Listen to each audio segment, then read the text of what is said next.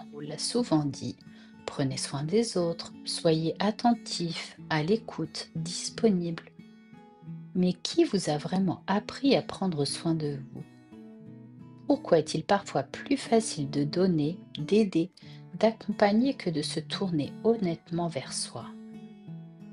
Aujourd'hui, je vous propose de réfléchir ensemble à cette question si humaine. Pourquoi est-il plus simple de veiller sur les autres que de s'accorder la même bienveillance? Et si derrière ce réflexe de générosité se cachait aussi une manière d'oublier votre propre besoin d'attention? Alors bonjour à tous et bienvenue dans ce nouvel épisode de C'est mon ressenti. Depuis tout petit, vous avez sans doute entendu partage, aide, soutien, sois gentil. Des valeurs magnifiques, oui, mais qui ont parfois pris toute la place. Aider les autres apporte du sens, de la reconnaissance. Cela donne l'impression d'être utile et de contribuer. Mais ce besoin d'être pour autrui peut, sans qu'on le réalise, devenir une manière d'éviter son propre face-à-face intérieur. S'occuper des autres devient alors une fuite douce vers tout ce qui n'est pas vous. Et pourtant, derrière cette générosité, il y a aussi une fatigue discrète, un manque d'attention envers soi-même. Pour prendre soin de vous, il faut d'abord croire que vous en valez la peine. Et c'est là que beaucoup trébuchent, parce qu'ils ont appris à se définir à travers ce qu'ils offrent aux autres.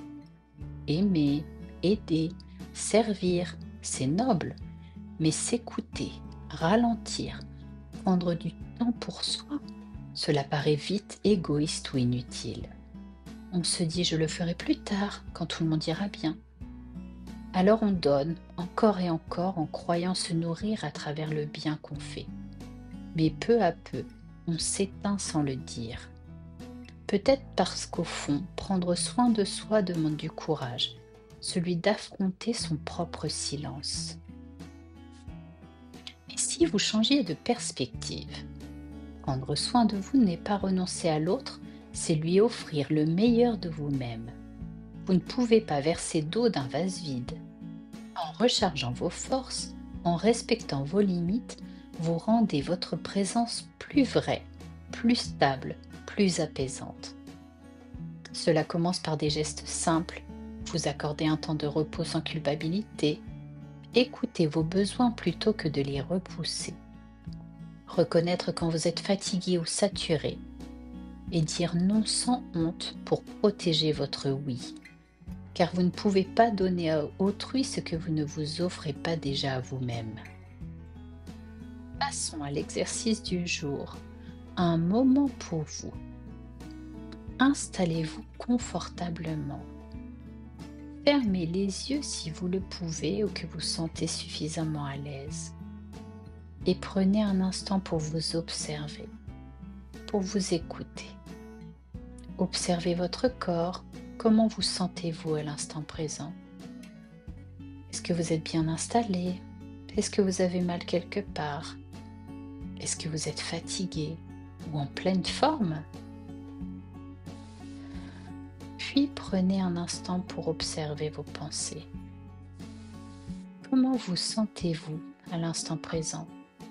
Avez-vous l'impression de pouvoir vous détendre ou avez-vous encore vos idées qui partent dans tous les sens? Et autorisez-vous à rester là encore un instant, à respirer en conscience, sans réfléchir à quoi que ce soit en particulier. Juste que vous êtes là et que vous avez le droit de vous accorder un petit instant.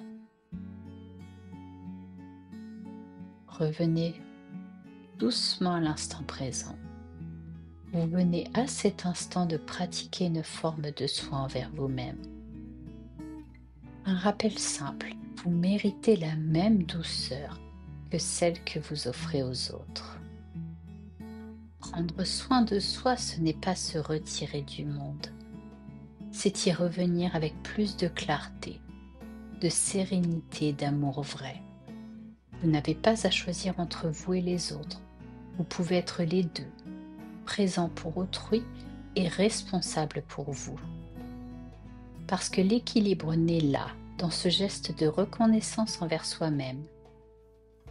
C'est mon ressenti et j'aimerais beaucoup entendre le vôtre. Ressentez-vous parfois que vous donnez plus que vous ne vous accordez? Qu'est-ce qui vous empêche de vous offrir la même attention que celle que vous portez aux autres?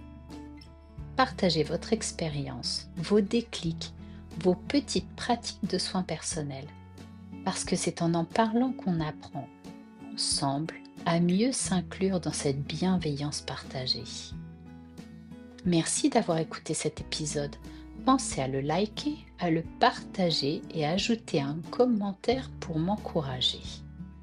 À très bientôt pour un nouvel épisode.